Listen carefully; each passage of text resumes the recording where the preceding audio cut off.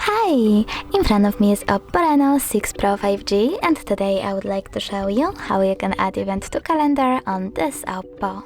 First of all, you need to find calendar by tapping on it.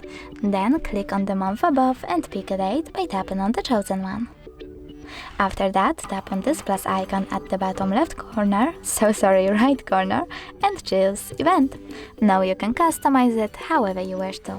For example, you can choose a title, pick starting and ending hour over here, or turn off this feature completely by tapping on the switcher next to all day.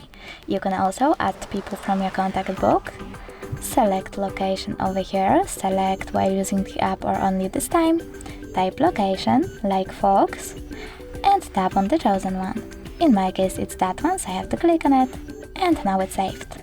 Then you can also tap on add notification and select one of those options, like 1 week before, or you can click on add notification, select custom and create your own.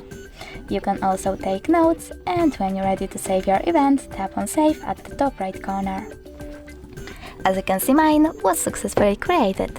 If you wish to get rid of it, you can always click on it, tap on those 3 dots at the top right corner and select delete.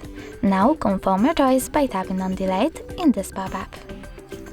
And now it's gone!